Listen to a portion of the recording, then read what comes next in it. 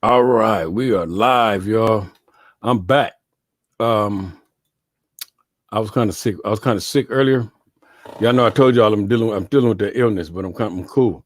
But anyway, I've been watching the news. I've been watching the news, and the news is full of all this bullshit about all these protests and all this other shit here. And I'm just looking at this shit, trying to see. There ain't no resolution and all that bullshit. But what I did, I got Skipp Townsend joining me, and we're gonna have a real discussion on some of this here because of the fact that the terms of resolution and solutions, figuring this shit out and figuring out what needs to be done. It ain't gonna be solved by burning up no stores and stealing shit because that's diminishing the purpose of all of this here. So you understand what I'm saying? That is something right there that serves no purpose. It's gonna send a lot of people to jail. You know what I'm saying? But anyway, let me get started here, and let me get started here. All right. It's time to start your watch party. Share, like, follow, and subscribe to our podcast channels, pages, and content right now. www.madronaldradio.net, the Mad Ronald Radio Network. www.madronaldradio.net. It's time for the Conscious Battleground.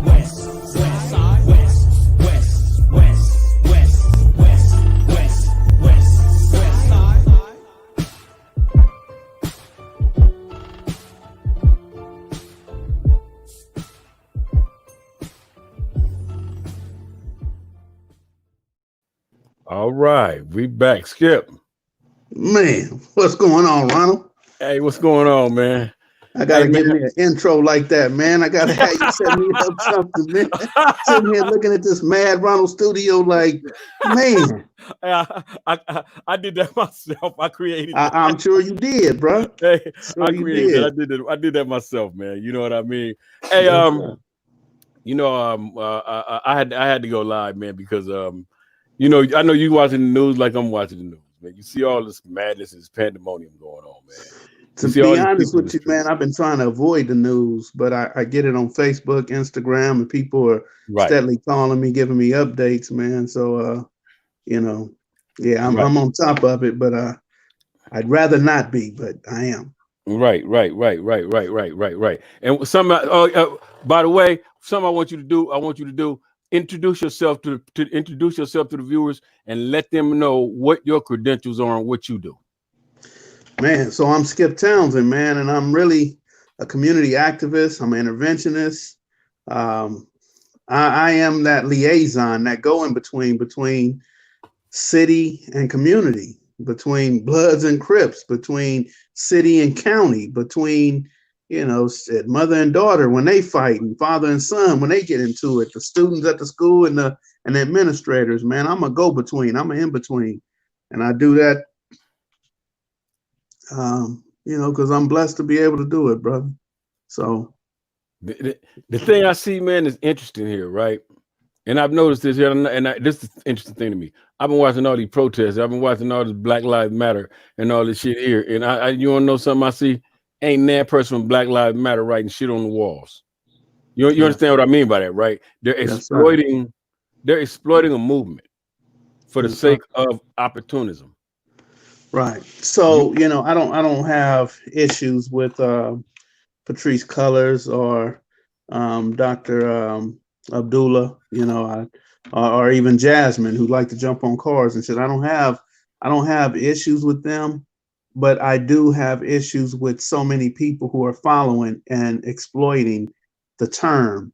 right, I've been at a couple of meetings, and Keely and a few other people are there, and I have major love and respect for their ability to strategize. But when right, they mobilize in the thousands, and I don't think they can control all the people that they influence.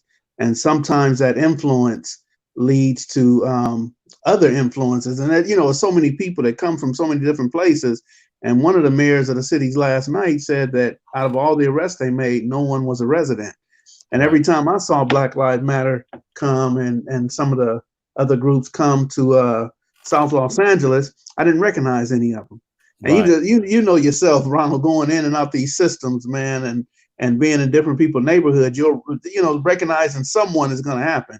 You know, Right. whether it's a friend or a foe, I'm gonna say, oh well, I don't like him, but that's so and so's brother. And you Right. know, to imagine being out there with all these people and not knowing none of them, and they wearing boots. And you know, when I look at the Bloods and the Crips, man, all the people I know, they wear Jordans and Converse and you know stuff like that. They don't wear boots. They don't Right. have their you know tight leg at the bottom tucked into the boot. You know, these are real military individuals coming out in our communities, man, and they're not the Bloods and Crips and residents, man. Somebody's sending them, and I don't know who it is, but someone sends them out here to do this. Right. Well, they got anarchists. They got anarchist movements in the country. They got. I think it was Anonymous. Those are people that wear that mask, that crazy looking mask that the dude with the mustache. And Right. they remember doing Black Lives Matter, and they was popping up with those masks on, and they was doing stuff, and people didn't, you couldn't see their faces, right? But these Right. people are throughout the United States. That's why we watching the news. People, the one thing I tell everybody, don't be misdirected by a false narrative. And when I Right. say it like that, what I mean by that is the fact that people are getting hyped up because they think they're looking at rioting for a just cause. But we're looking at a lot of I say 5% of that is actual activism. 5% I will give to the people that are standing up for what's right, trying to make change and trying to bring about some levels of equality. The rest of that, those are opportunists, those are anarchists, and those are agent provocateurs. Because people don't even realize when it get like that, the government got people in the crowd too. Right. You see what I'm Right. saying? And the cool thing about it is that I'm explaining this to people, and I was saying this earlier when on a live stream. One of the big things with that is that when we look at this on a grand scale, these people are coming in from other states and other places. If you take a look at some of the people that are involved in the protests and they're out here doing the rioting, these motherfuckers have real gas masks. You understand what I mean? Ain't nobody in LA running around with no gas mask. Man, we ain't got them. That's what I'm saying. They coming in. If you're, I'm gonna tell you something I did, man. I lived in Oregon I lived in Oregon back in 03. And the girl I lived up there with, she had hit me to a lot of what was going on up there because they had the ELF movement, the Earth Liberation Movement or something like that. There was like an well, they would say eco-terrorism. But the thing about that is this: these people were the type of people that will pop up whenever they could have the opportunity to disrupt the government and incite people. These were the people that when they shooting these the tear gas, these are the people that's running out in the crowd, grabbing the tear gas, throwing it back at the police. Right. You understand what I'm saying? These are those people. You know what I mean? And the thing about it is that if we look and you hear the things they're saying, I'm watching the news and I'm watching the police move in on these people, and I'm hearing people saying we are many, they are few. They're chanting like they're trained to do this. They're chanting. Where they come from, Ronald? Who sent them, man? They not Bloods and Crips. They not Pyrus. They not Southsiders. Who sent them, man? Hey, man. Hey, believe this here. They have, and this is the cool thing about this here. If we trace this somewhere back up a tree, they got somebody that's funding them really, really heavily. They coming from whatever the groups are that they're attached to. Because watch this. This is the crazy thing, and I'm gonna show you. You've seen this before. They do shit like get all up in the police's face and do shit that we would not dare to do. A black person ain't gonna do some of the shit they doing. Hey, that's just like when they showed them by City Hall the other day, right? And the highway patrol and everybody attacking the highway patrol car, right? You didn't see not one black person. You know why? Because those people, they had legal funds set up for them. They got legal defenses and all kind of stuff because whatever organization they're with that's sending them in, they already got them covered, right? When us do that shit there, our ass is stuck in jail, and you don't want to have that label. Right. You understand? And the cool thing about that is this here, Skip. The reality that goes along with this is the fact that these are like right now, the mayor has called on Governor Newsom to deploy the National Guard. Right. Right now, Ventura County is sending 40 officers to Los Angeles. Right now, we have a curfew right now You see, I'm in the house. Until we got a curfew right now until 5:30 in the morning. Right. You see what I'm saying? But watch this. It doesn't affect any of the people that were involved because they've gone home. Right. They're They're not actual residents of the city of LA. They're not They've gone acting home to the cities that they've come from. right. And then when they get there, they say to each other, "Job well done." You know what I mean? They did exactly what they wanted to do.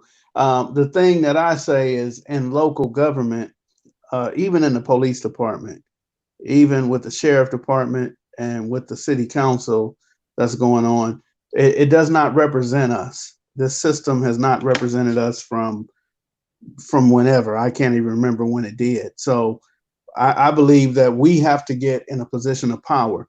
I can't ask nobody to give me something, man, and not be willing to take it. And what we have to take is these seats. We have to take assembly member seats, Right. senator seats, Right. police officer seats. Right. We have to do it. It's no question. We have to, like if somebody, like if my son was going to be a police officer, there's so many people I would have 10, 15 years ago, or maybe longer, about 20 years ago, I would have said something, but we got to stop saying that. We got to put people in a position, not just to be police officers, but they have to stay there for 20 years to become a captain, 30 years to become a chief, whatever it takes so that we could change the system. And it's not going to change with them just being police officers, being told what to do. The same with the fire department, man. We have to put our children, we have to guide them to that. We can't tell them that hanging at the park, smoking and drinking is the coolest thing and we belong to these hoods. We got to start taking control. Right. That's the only thing I can say, man. We have to be in the Democrats, the Republicans. We could argue with each other, but it needs to be in Congress. Right. It don't need to be on Crenshaw and Adams or on Jefferson and Western. We got to find someplace else to argue, somewhere where we're in a position of power. Right. Because that's just how I look at it, man. I see the power. I see the equality that we're seeking. Right. I remember I was here in '92. I was in the riot. I saw what became of that, which was nothing because we destroyed our own communities. Then at the same time, I remember and this is what let me share something with you, and I'm gonna share something that's very, very interesting that people have no understanding of, and everybody talk that shit. They ain't never seen the United States military come in and take over. You understand what I mean? Yeah. And them National Guards, that ain't the police department right there. No. They coming in on a whole nother mission is to keep order by any means. You see what I'm saying? Killing is any means. That's what I'm saying. They come in by any means. That's their order. That's what they coming in by any means. If it takes that, then it gets done. But at the same time, the thing that I'm saying is that people themselves, they think that they're gaining equality by utilizing means of, I want to say, ignorance. That's what I want to say. They think they can, but the reality is that they defeat the narrative. See, we looking at George Floyd, right, killed by the police in Minneapolis. Okay, cool. Now we looking at this to be that at the moment, but this is the key to that. What we're seeing, right now, we seeing motherfuckers breaking in shoe stores. You know what I mean? Jewelry stores and all this type of shit here, talking about George Floyd. You see what I'm saying? Yeah, but here's the thing. So when somebody dies, and the way we mourn is different. Some people smoke and drink. Mm-hmm. Some people cry at the cemetery, at the casket. So mourning and showing vulnerability, some people show it in different ways. Now, I'm not condoning, I am by no way encouraging anyone to break windows and do stuff. But go back to 92. I don't know that you do, but I don't know that you know Rodney King or any four of them officers, and I didn't either. But I damn sure am the reason why we don't have a Pep Boys on 28th and Crenshaw no more, and we got a Taco Bell there. I was skinny Skipp then. They was sending me through there to open the doors. I felt like I was mourning the right way. I felt like I was showing my emotions the right way. But what I was doing is I was answering every call with emotions and not logic and reason. I wasn't being smart. I wasn't strategizing. What me and you are doing right now is strategizing. What is the best strategy to go about changing the conditions without hurting people's private businesses and making a mockery and a buffoonery of who we are as a people? We're strategizing because I believe it's a maturity that we've come to. But in 92, no matter where we were, I might have been on Crenshaw, but you was on Adams and LaSalle, or you was, you know what I mean? We was all somewhere because we wasn't at that mature spot yet. Skipp, I'm gonna tell you the honest to God truth. There's a video in 1992 of some gunfire. I can't say what side I was on. Right. See? That's it. So, but times are different. But look where you at now, and look where I'm at now. We both at home adhering to this curfew. Couldn't no police and no mayor tell me where to be at 8 o'clock in 1992. Right. You feel me? But so look, I see you at home. I see me at home. Well, we paying attention now, aren't we? I'm at home because the only reason I'm at home really I'm sick right now. That's the only thing. Right now, I'm dealing with the COVID-19 right now. That's the only thing. That's the only reason I'm at home. I be running the streets all night. You know what I mean? But here's another thing though too. Okay, you can run the streets all night, but this is now on 3rd and Fairfax, downtown LA. It has not crossed over that 10 freeway. There is nothing in South LA. There's nothing in the Broadways and the Hoovers and the 60s, the 20s, and 30s. There's nothing going right there. So we're at a good place. You want to know why that is? Watch this. I was watching the news today, and I figured this out. I figured this out already. Whoever's strategizing these people that are involved, they're strategizing like that to mobilize and move like that. Because I looked up today and watched the news, there were thousands. Literally, when I saw the news, I could not believe that was Los Angeles. You understand what I mean? Did you see the news today when they showed all those people? No, I seen people going live, people I know. And I'm like, damn, why are y'all downtown when y'all come from South LA? Right. That's what I saw. I saw people on Facebook Live that I know live in Inglewood and live in Harbor City. And I'm like, man, y'all downtown. So they protesting for a right reason, but I'm glad that they didn't use Lamert Park. Because had they used Lamert Park, it would spilled over. And then those people with the boots on, those guys with the masks that you talking about, had they been there, then they would have influenced them to go into the jungles and do that swap meet or go up and down Crenshaw and hit these black-owned businesses and these new apartments that they're building. I'm glad they didn't come to Lamert Park. And as a matter of fact, I think I'm gonna be one of the ones who boots on the ground organize so that they don't come back to Lamert Park ever, because that's what's gonna kill our community. Right. I see. And my thing is, now watch this. I'm not so much against the protests. I'm not either. I'm against the outsiders. Right. And I have to be, because we are the ones living in the after effect. See, when you come in and you burn down, now I'm 92. I remember we were responsible. So you remember 1992, it wasn't a bunch of white people jumping in the motherfucking right. They would have got beat up. You understand what I mean? Yeah. They wouldn't jump running up in LA engaging in all this bullshit. They would have got beat the fuck up. You know, back then, white people would get beat up on sight. You see what I'm saying? And the difference is that when we're the way that we're looking at this here, and the way that things are, and the way that things are right now, right? And I'm tripping off of this here, and I'm watching this. I'm looking at all this bullshit, right? And I'm saying to myself that they are creating a fucked up situation for those of us that live here. Because the funny thing about it is, watch this. It's like Trump was on the news yesterday or last night, and Trump said, and they was talking about the riots in Minnesota, right? And you know, Trump talks in code, right? And he uses the dog whistle, right? Those thugs. You know what he mean when he say that, right? Oh, okay, yeah. You know what he mean when he say that, right? When he said those thugs. Yeah, you know what he's talking. You know who? You know the group of people. You know the color of the people he's talking about. Right. Come on, those thugs. I got you. Right. Watch this here. Then he dropped the lug like this here. When they start looting, they start shooting.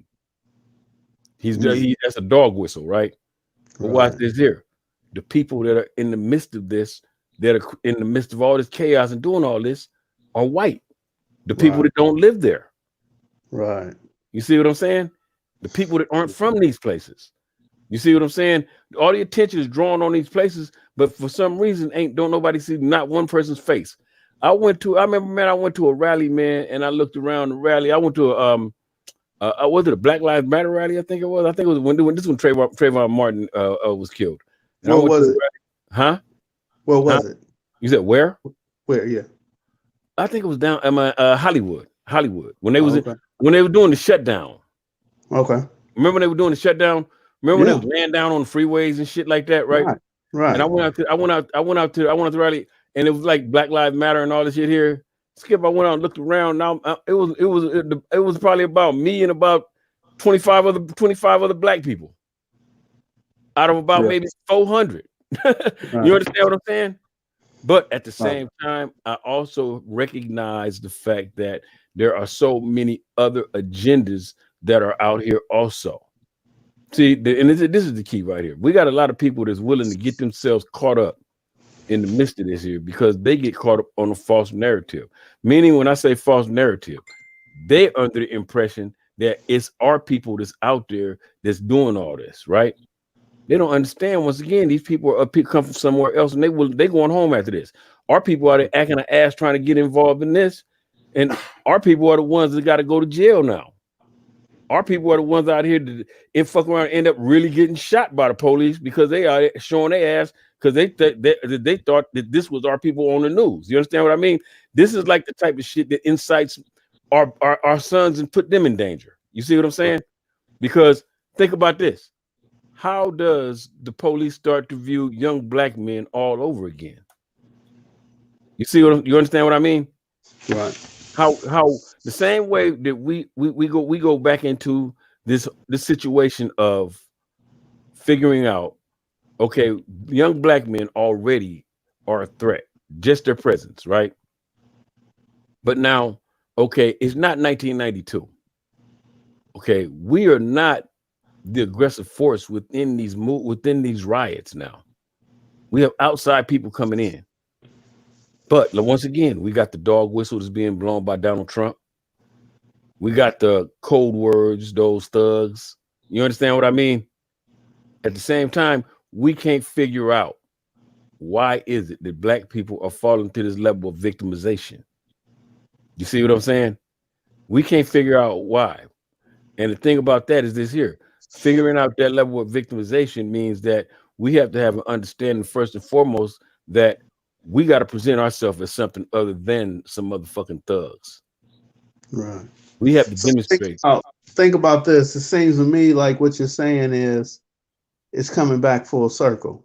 Because if you look at Rosewood in Florida in the late 20s, I believe it was. If you look at Tulsa, Oklahoma, 1932, 30, somewhere in there. If you look at the riots in St. Louis and all the other places where there were riots back in the early days, it wasn't black people. It was the white people who were starting to riot because of their dislike for black people. So the white people started the riots back then in Tulsa and Rosewood, St. Louis, behind the unions because they were tired of them hiring blacks and not hiring lower economic white people. And I think it's just coming back full circle. And then what we had in the 60s, well, they were killing us. They killed Martin Luther King. They killed Malcolm X. They killed Medgar Evers. They were, doing so many things, even the Watts riot in 65 and Watts. It was just too much, and it hasn't changed. And because of that, the blacks started leading the riots. And now that has been over since Rodney King, 1992. So we're talking about almost 30 years now. Right. So now what has to happen in order to get anarchy and chaos is the white people have to start it again. And this time they saying, hey, little chocolate bunnies, we're on your side. We with you. Little Negroes and Negrettes, come go with us downtown. We have an agenda. We're organized. We weren't organized, man. We was going in anything that we could open. Right. Looking for money, tires, batteries for the low riders, whatever. But they have a real agenda. They Right. have a real strategy.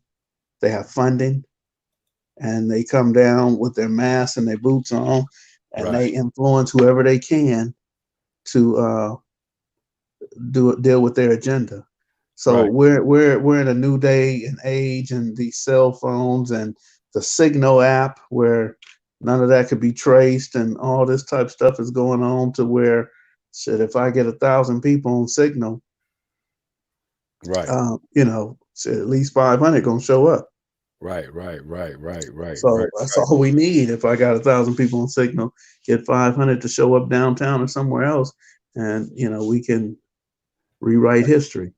How do you see that equality that they're looking for? I mean, like say for instance, if you were if you were there able to direct things, right?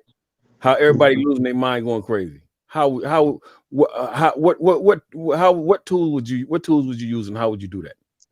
Man, if I had the audience and I had the people behind me, I would do stuff like shut down the freeway.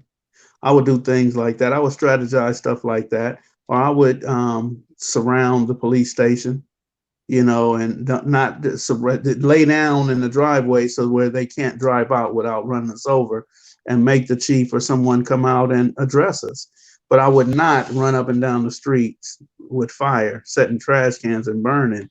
What I would do is, as soon as we got the chief to come out and we speak to him and say, okay, you need to know this cannot happen in our city. And as soon as he agrees to whatever, we have to make a demand. But whatever that demand is, once he agrees to that demand, I say, come on, let's go. Now let's move to the next site. Let's go to to the mayor, or let's go to the council member or the senator in this area, go to their office and sit in the lobby or something.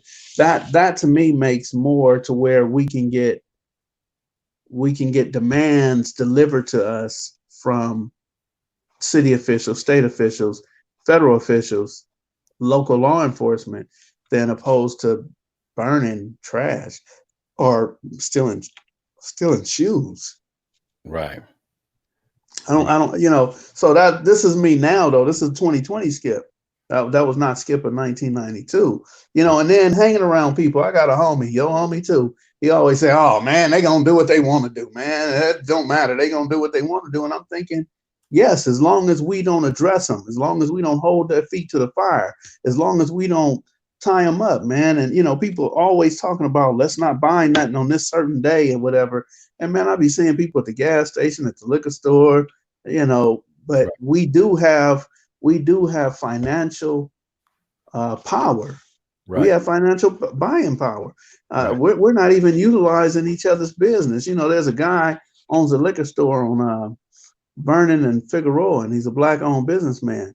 And some little young dudes from 30s told me, they said, man, we went in there and his fifth of Remy was $65. I said, man, that dude crazy, man. We go over here on Hoover Street and get it for $49 from the Koreans. But here's the thing, man. Look what you're doing. He might have bought it for $49 from the Koreans. Right. You know what I mean? Right. He probably can't buy in bulk, man. This man opening the store, making it off of liquor, probably, is forced to buy, $200-300 worth of liquor at a time, where the Koreans might buy $5,000-6,000 worth of liquor. Right. So they get it much cheaper.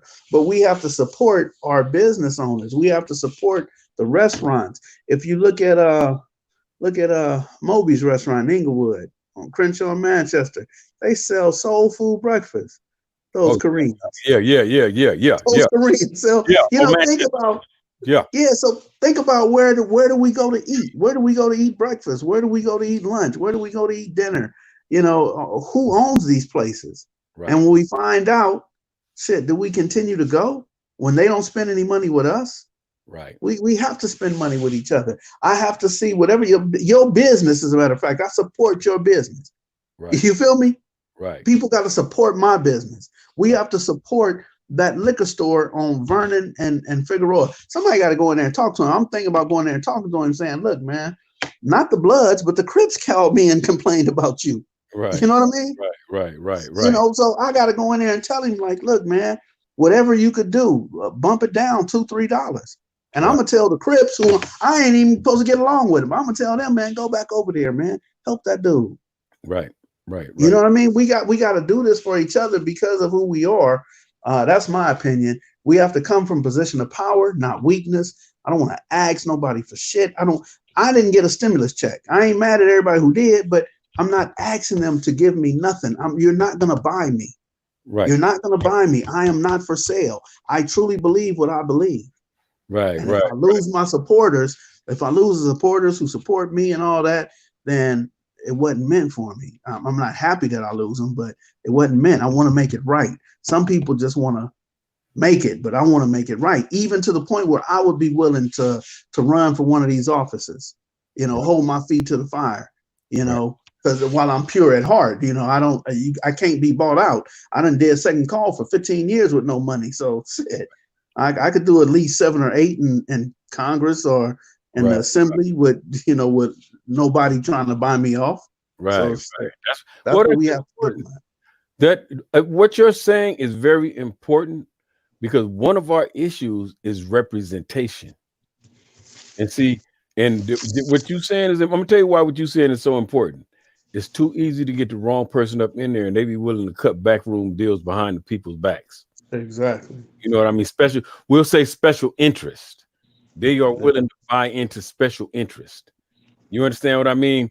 So you know how that go. Hey, look, man, stop talking about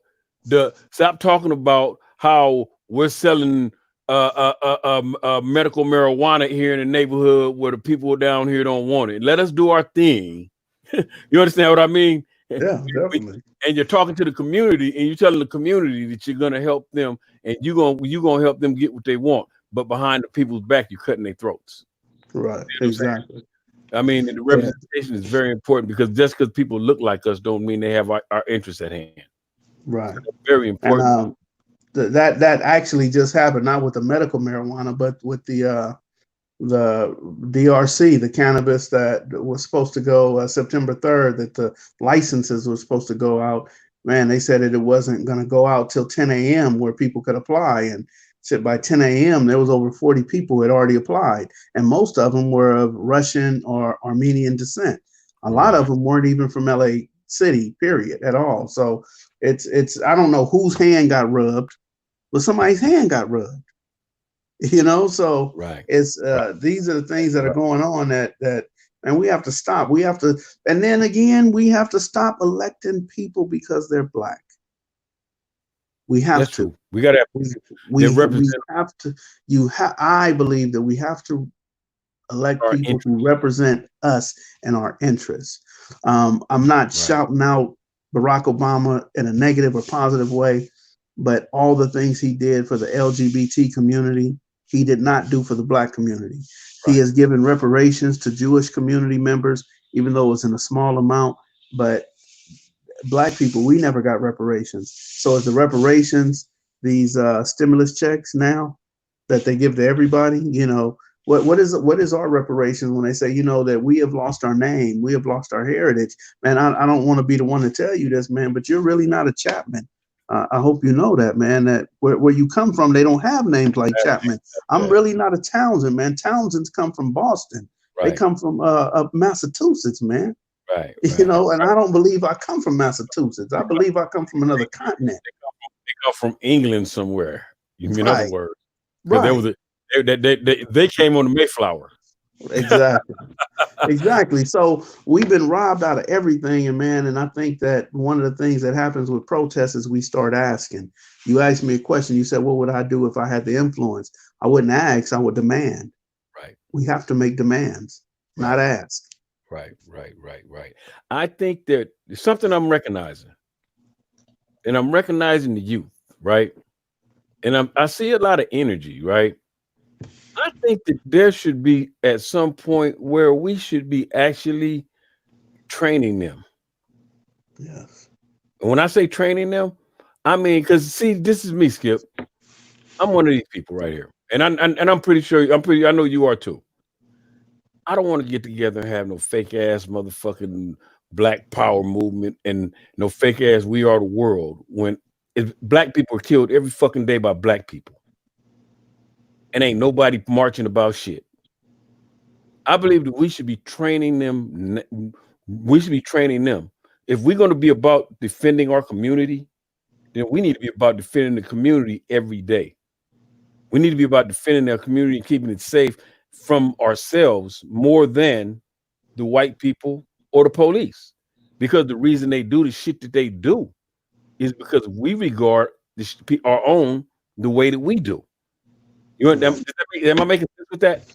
Yes, but here's the thing though, as we start training the youth in the manner in which they really should be trained, we will become a threat to the system that's already in place, whether it's the local police, federal government, the National Guard, whatever. If we truly train them the way in the 1960s that Bobby Seals and I got his picture in my mind, but the Black Panther Party, when they started, Huey P. Newton, Bobby Seals, when they started, they were doing exactly what you just said. They were training themselves. They were educated. They were going and getting the bachelor's and master's degrees from Berkeley and these places, but they also were training themselves on law. They wanted to understand the law to see how can we not be victims of the law, because whatever I don't know about, I'll be a victim of that which I don't know. You know how they say, if you don't know, it don't hurt you. No, what I don't know is going to hurt me. So that's what they did. And I think that if we did the same thing that they did and made it go nationwide as they were doing, we would become public enemy number one, because this system does not support what we're talking about. Right. Even this conversation is not supported by Donald Trump, Gavin Newsom, or Eric Garcetti. Right. You know what I mean? Even talking about this, what they want us to do is to conform to their systems, the systems they already have in place. And the systems they have in place will allow someone like George Floyd to be killed, Rodney King to be beaten on tape and still get an acquittal for all four officers. This is their system, and it works for them. This system is not designed for us. You know, people say things about the crab in the barrel, like black people, man, we acting like crabs in a barrel, but quiet as kept, crabs don't belong in a barrel. They have a habitat where they belong and where they interact with each other in a normal, decent way, where they don't bring each other down because there's no reason to. They have their own communities. So how can we be taken not on the Mayflower, the Pinta, the Santa Maria, but taken on these slave ships? How can we be taken to a country and act and expected to act like the same people who brought us here and use the same system that they use and go to the same schools that they go to and study the same religion that they study? One of us got to be wrong. If I'm a Christian and they a Christian, somebody's wrong. Somebody got to be wrong, because you have enslaved me, you have empowered me, but you think you're going to heaven and think I'm going to hell. How could this be? How could this be true? So we don't belong here, man, and it's becoming more and more obvious that we should not be interacting in their society. Let them have it, man. Whether we take Mississippi, whether we take one of these states and make it our own and say all the black people, we got to move, man. We got to come to Mississippi. We got the Gulf of Mexico. We could trade with Cuba. Take the Gulf of Mexico. Everything not Gulf. The Gulf of Mexico, where you got Mississippi right there. We can grow our own corn, rice, cotton. We used to pick cotton for the white people. We could, grow our own marijuana if we want to do it. We can have our farms. We can have everything, but just make it about us, man. We have to start looking out for us. And there's nothing wrong with being black and being happy and saying, well, we're going to create our own, man. And we don't need to be a part of the system where we're going to get killed. Like, for example, one of the things, man, growing up, somebody would come tell my mother, man, if I got a counterfeit $10 bill, they're not going to call the police and say, Skipp walking around with a $10 bill. It ain't even real. Somebody would call my mama and say, that boy gonna get hurt. He got that. And my mama would call me in the house and whoop my ass, take that money and tear it up. Right. You know what I mean? and my life would never be in danger unless it was with my mama. She's gonna whoop me till I'm half dead. But that's what we got to get back to, man. We got to hold our own people accountable, man. Stop calling the police for number one, because the police coming to shoot. Right. That's what they coming to do. Right. But I agree with holding our people accountable, Skip. That go back to Black lives don't matter to Black people because we don't hold our people accountable. I do though. You no, I'm not saying you. I'm talking about in general. I get you. In general, you know more than I know, because somebody was talking that shit to me earlier, and I was telling them, I said, it shouldn't take a white officer to do something to a Black person for us to be all out in the streets in an uproar. Nobody's doing this when a Black person kills a Black person. There are candlelight vigils all over Los Angeles. You understand what I mean? And I ain't seen 1,000 motherfuckers show up and protest the gun violence, because 90% of the motherfuckers 90% of these people know the motherfuckers is doing the shooting. Right. They're in the house with them. Right. You understand what I'm saying? And that's wrong too. And that's 100% wrong. Is I don't want my son to be a victim of anything, but I damn sure don't want him to be a suspect as well. Right. So I got to do both. I got to stop my son from being a victim and a suspect. Right. I can't allow it. Right. But that's what I'm saying. And that's why I say, like when you just said a minute ago about holding our people accountable. See, I say it like that because of the fact that the accountability of this here is very important. Did you tune out, Skip? Hello? That's all right. Yeah, I'm still here. I'm listening. I got to get this water. Okay, yeah. But the thing about it, like I'm saying, is that it's a difference now simply because of the fact that when we look at this on a grand scale, right? And the way I view things is like this here. We need to be in the motherfucking street 10,000 deep when it's a Black on Black crime. See what I'm saying? Because everybody's talking about what we need to be doing to police and police our community. We need to be doing something to police our own. Just as simple as that there. You know what I mean? Because of the fact that we ourselves are living in a space where we are the threats in our own community. You understand what I mean? Now, just like this here, as many years as it was that I was in the street and I was that threat, right? I'm attached to the same motherfuckers just like me right now. But I have the ability also to communicate with them. Just the same as you do. You understand what I mean? Yep. But the problem is, me and you are only two people. What if all the OGs that have that ability took it upon themselves just to be able to stand up and talk to their young people and to give them some understanding? See, because you know that we got a lot of motherfuckers to do this here. Hey man, that's the youngsters, man. That ain't me. I ain't got nothing to do with that there. But you got 5 of these motherfuckers that carrying your gang name. Right. You understand what I'm saying? Yes. You got 5 motherfuckers carrying your gang name. But when we talk to you about the little youngsters is named after you, you act like you scared to even talk to them. That's exactly what it is, man. You know, when I see these youngsters act a fool, and I think to myself that somebody should say something to them. You know, even at a funeral, there was a funeral in December, and I was telling one of the guys who started gangbanging in 1997, 98, I was telling him, man, you're the influence now. I'm not the influence. I need your help to stop these dudes from pulling guns on each other at a funeral. And he looked at me like I had shit on my face, like I ain't getting in that. And I'm thinking, man, you are, the generation in front of them. Right. Man, how can I be the only one? 56 years old, man. I'm sitting here, telling these dudes, hey, man, stop it, man. Go to the park or whatever. If they say, well, go to the park, Skip, come on, let's go to the park. I'm sitting here, going to fight a 29, 30-year-old? Right. So I'm looking at the other dudes like, man, you need to jump in, bro. You need to tell them we ain't having it. He said, I ain't talking to him. So it lets me know, man, there is a fear. There's a deep fear. And shit, I don't know, man. Yeah. I can only talk to those who will listen. The worst thing I could do is talk to somebody who's unconscious. Have a conscious conversation with somebody who's unconscious. I think I stole that from you. But I think I did say that. Yeah. But the thing is that the reality of it is that I mean, I just look at that's part of that accountability, though. You see what I mean? That's a Yeah. part of that us policing our own communities. That's a Right. part of that us. See, because watch this. If we all if OGs, big homies stepped up, that means the police ain't in our communities. You see what I'm saying?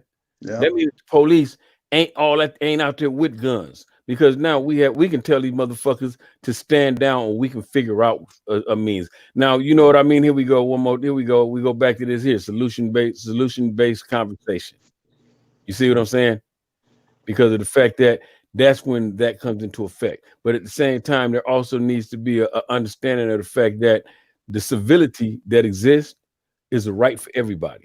Because the reality of it is, and I now, here we go one more time. We're gonna go back to that old day, like you was talking about 1992.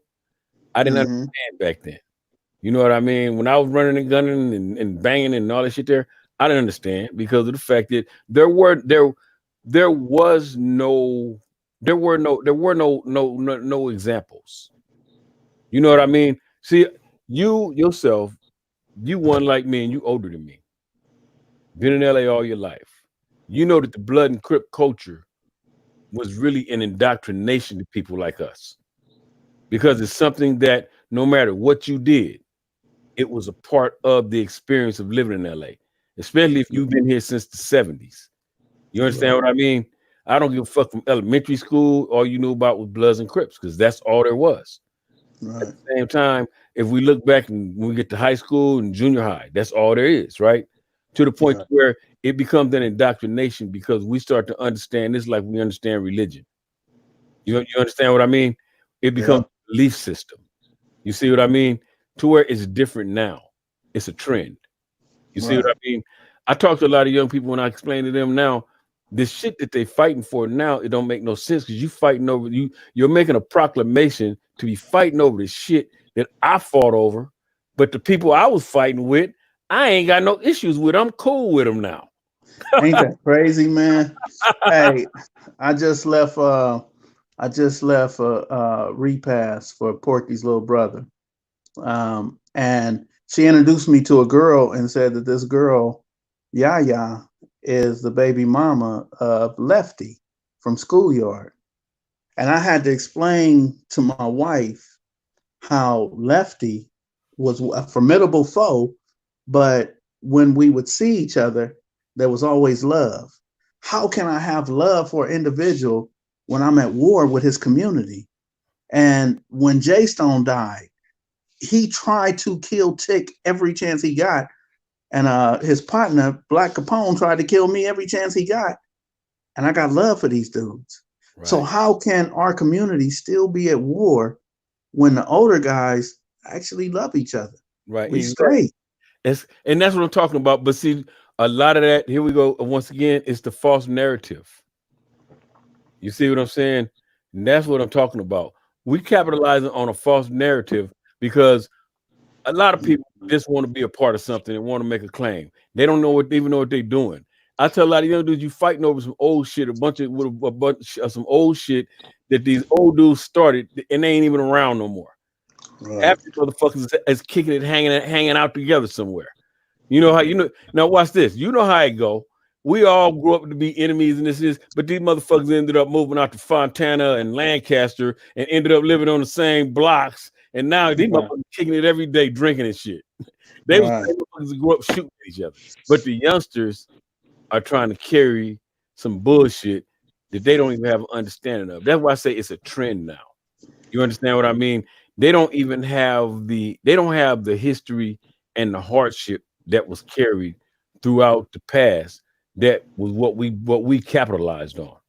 You know what I mean? In other words, we were in a situation where it was something that happened on a regular basis, so we reacted on a regular basis. There was always somebody shot, somebody beat. There was always some shit took place every day. There was always stealth reaction, and there was always retaliation, and that went both ways. Mhm. You see what I'm saying? So now we living in a space where now when we look at the situation, right, it ain't none of that going on. Everybody's sitting around talking that shit and trying to maintain and hold on to something that actually don't exist. But this is the thing right here. It's easy to hold on to bullshit. Wait, Skip. Hold up. I gotta ask you for this. This is what I gotta ask you for, Skip. Because this is what it's related to. Skip, give me the narrative of the man when the man looks out the window and he sees the man walking the dog, and the dog uses the bathroom on his grass. Oh, that's the holding on to the bag of shit story, Yeah, where the two individuals have the same townhomes. They got houses that are built identical, and one man has a dog and the other man doesn't. So the man who doesn't have a dog has a problem because that dog comes to his yard and takes a gangster every day.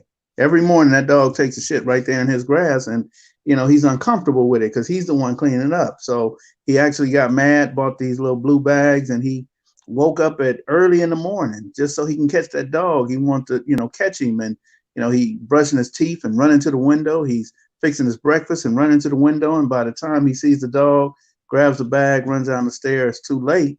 The dog then took a gangster and then got in the car with the neighbor and drove off to work. He going to work with him. So the man is so upset that he stood in his doorway the whole day, from the morning time all the way till that man came home. And when that man came home, what he did was he gave him the shit. He said, "Here, that man, your dog done took a shit, this and that." And the man who had been at work all day took the bag, said, "Oh, my dog did this?" He said, "Yeah." And he threw it in the trash. He said, "Thank you." And he went in the house and went to sleep. So the whole moral of the story is really not to hold on to a bag of shit all day. But there's so many other different aspects of that story, man. Why would you even worry about, certain things, like the man who he wanted to be mad, shit, he just threw the shit away and moved on about his day. So I mean, the best person in that story, I guess, is gonna be the dog. He the one get away with everything, but the man who owns the dog, it took a second out of his time just to throw the right, shit away and move on. right, The right. other dude, it wasted his What, whole day. you want to know what I got out of that? There, I get the What's that? what I got out of that story was, and this is a reality. Don't waste your time holding on to old shit. Yeah, that, but also that's not your shit. Right, right, right, right. Not only is it not holding your shit, if you held on to your own shit all day, I would question it. I would say, man, why are you holding on to that shit all day? But Right, if you hold on to somebody else's shit all day, I right, already know you crazy. You crazy motherfucker. That ain't even your shit. right. And that's kind of wild to me to even think about. But that's a great analogy though, because here we go one more time with the younger crowd today. They holding on to some old shit that don't even belong to them. Right. You see what I'm saying? They holding on to some old shit don't belong. Here, wait, and here you go. Here go one step further. You hit the LA County Jail. All these motherfuckers getting along. They have to. They have to. They They ain't have that to. motherfucker kicking it, eating together. Yeah. That motherfucker doing everything together. But when they hit these streets, they ain't the men that they were in those jails, because they don't have. They can't be men of their words. Because I'm like this: if we cool, we cool. If we was ever cool, we cool. I don't give a fuck if you a crip, and if we was ever cool, I don't give a fuck about if I was when I was gang banging, right? If we was cool, we was cool. I mean, that means that if I in jail, in the streets, wherever, and if I cross your path, we still cool. I don't give a fuck if you by yourself and I'm with 10 of the homeboys. We Right. still cool because I know you. You understand what I mean? But at Mm-hmm. the same time, I can't see breaking bread and all this other shit with somebody and we cool like that. But then I see you in the streets and all of a sudden I'm shooting at you. Yeah, so those are fake people though, man. Those are not real. So, one of the hardest things, and I've learned this over the last 15 years, one of the hardest things to do is to be real. Because people always point and laugh and say, "Oh, you ain't a real one." Because you over there talking to them dudes. You sitting down at the table with these guys, and so you're not real. But no, I want to expose my relationships. I don't want to hide it. I think I'd be real for hiding my relationships. Right, One of the things that I did in '92 was I came on Adams and LaSalle with Trey from Harlem. right, I'm not gonna hide my relationship. met this dude in the tow truck and we are friends, you know, and I don't care who know it. That's Right. what I believe makes me a real one, as opposed to, you know, most dudes. I know some dudes on the yard say, man, when them doors unlock, a dude from Brim say, man, I'm waiting on my homeboy from 60s so Right. we can walk to breakfast together. Right. You know what I mean? And I'm like, man, well, say that. You know, say Right. it. Don't hide that, man. That Right. you guys are enemies right here on Western Avenue, right here, 62nd Street. You guys are enemies. But then when you get somewhere to Folsom, you got the Tracy, and you can't wait till he come out. You like, man, what's taking you so long? Come on, let's go. Right. You Right. know what I mean? Right. Right. What the fuck? That makes a lot of sense right there. Yeah. Something else that I've gathered too is the fact that, and this is a reality, to be on that level and to be straight up and to be dealing with people, because now when you get to that level, you're gonna be dealing with some real motherfuckers. A lot of people are scared of those type of situations because they don't. This is the key. A lot of people don't have the heart to enter those type of situations and to build those type of relationships because of the fact that a lot of people, everybody ain't who they claim to be. See, Right. it's like gang intervention, right? And you know how in gang intervention we have, it's that big old gumbo of people from all these sets and all these Mm-hmm. relationships are built, right? And you got motherfuckers, you got Bloods from over here, Crips from over here, and people be looking like, damn, how all these motherfuckers is getting along and doing this here? Because when people start talking about their neighborhoods outside of the gang intervention situation in a general public setting, and they see how the people are relating, they looking like, damn, right? But the people don't have a realization that you can't send a motherfucking lamb into the lion's den. Right. So that means that everybody that you dealing with in this situation has to be a 100% solid motherfucker. Right. You know what I'm saying? Because you can't. And you know what I mean by that. You can't be a weak ass motherfucker. And you talking about, well, I can't go. I can't talk to my homies, man. My homies might trip out on me, man. If they find out I'm over here talking to y'all. You understand what I mean? If Because I used to always say in gang intervention, I would be talking to people, right? And I would say, man, well, maybe we could do some of this and this and this and this and this and this and this. And when a person do this to me and say, well, I don't know if I can do it, and this, I say, well, you ain't who I need to be talking to. Exactly. You understand? Exactly. I tell people, you ain't who I need to be talking to. Because I Right. look at the world like this, Skip. I always say, if a person is not as effective as me or more effective, then they can't bring about change. You understand what I mean? And in reality, the one thing that we all look for is simple. We all just seek change. If we in an environment of violence, all we're trying to do is bring the violence down, reduce the violence or end the violence. You see what I mean? That's it. And in reality, all we trying to do is bring about change. You know what I mean? And Yes, that's sir. the whole thing, man. You know what I mean? So here's a good question for you, Skip. What okay? What do you think? I believe I have a belief that, like how we talk about grid, I think that we need our how do I say that? We need our street representatives to be more vocal within the situation that's going on right now. You understand what I mean by that? When I say that, I mean like how Grid got representatives, right? The people that have the names in the streets. I say that because those are the people that are recognized for real. When like you said earlier, when we look up and when we looking around and we say, well, I don't know that guy, I don't know that guy, I don't know that guy, right? Because this is what happens. The media picks a person and puts them on the news right in front of everybody, a black dude, and they'll start talking, and this becomes the representative for all of us.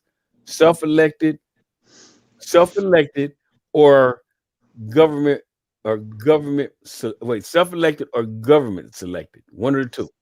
Well, here's the thing, though. I think that for me, I want to be careful of who I call my street representative Right. because they might not be able to articulate. There are so many people that I know who do great work in the city, and I would never have them speak and represent me or you. You know what I mean? Right, right, There's a couple of them that I actually I train other people based on information I got from them. right, That's how great they are. right, But if I take them anywhere, they're going to talk more than 10, 15 minutes on one question. They're going to pontificate. And then, second of all, they're going to talk in a dialect that makes them hood. Right, right, right. So then the world is gonna say they're ignorant. So I would pick and choose, man, who I would call a street representative, even Right, though they might have a lot of influence in the street. And the greatest person, the great, whatever senator, congressman, or even basketball, football players, everybody got a spokesperson who's right. gonna who's gonna give them, hey, you need to read this speech. A Hey, rep, you need to say this, because right, everybody needs that nudge. Like even being a Mac rep in jail, in prison, being a right, Mac rep, somebody there's gonna be a council. right. Exactly. But there's a need. I just feel that way because this is the one thing I trip off of. Now, this is the one thing that I trip off of, and I always trip off of this here. We're the only race of people that don't have no voice because we're so divided. But I'm gonna We show you. do have a voice. I'm gonna show you the beautiful thing that I like. Right.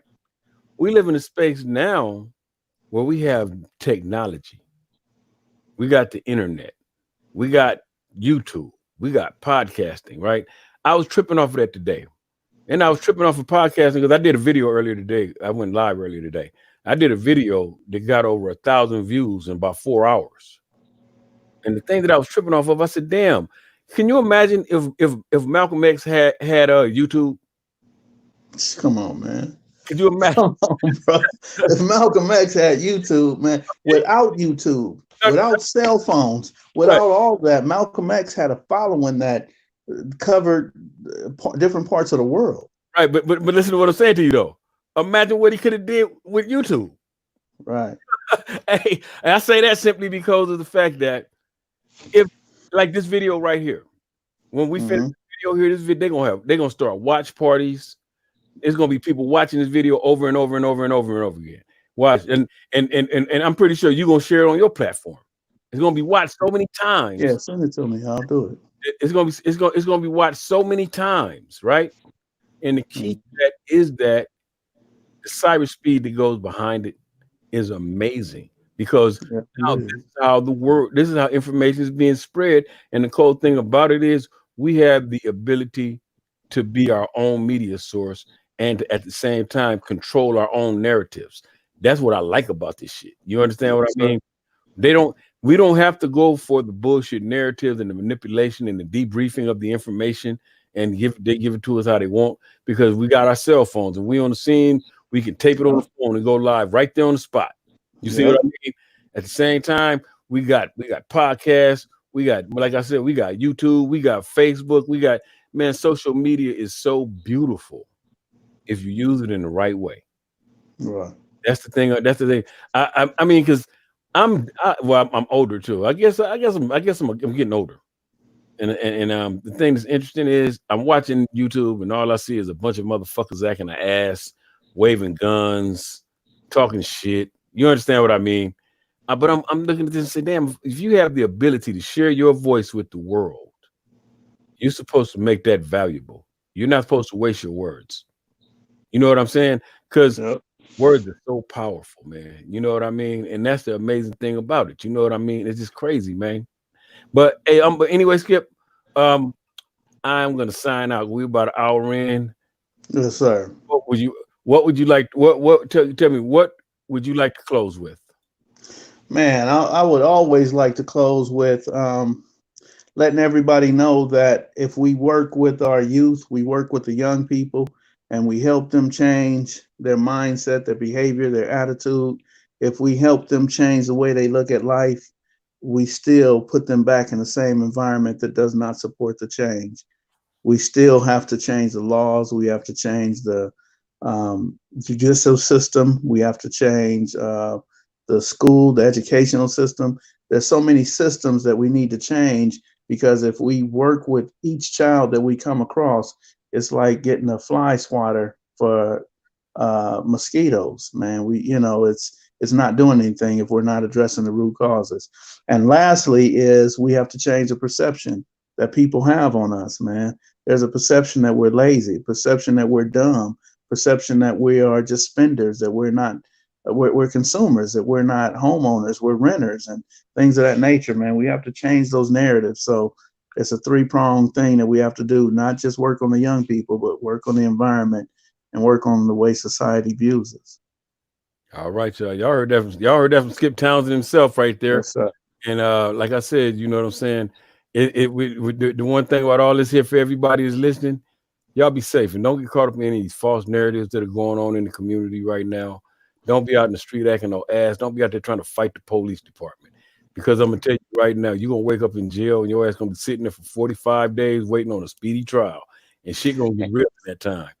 And if you got children, if you got a mother, a father, loved ones at home that love you, don't go out in the street ready to die for anything, man, when those individuals need you to live for them.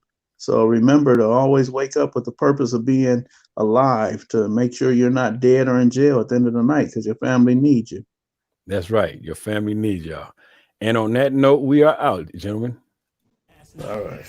This has been a Ronald Radio Network production. Please like, subscribe, share, follow our content. Be on the lookout for up and coming podcast shows, interviews, and live broadcasts. Thank you very much for following our network. The Ronald Radio Network is available on Spotify, iHeart, TuneIn, Google Podcasts, iTunes, Apple Podcasts, Pandora, Amazon Alexa, and Amazon Echo.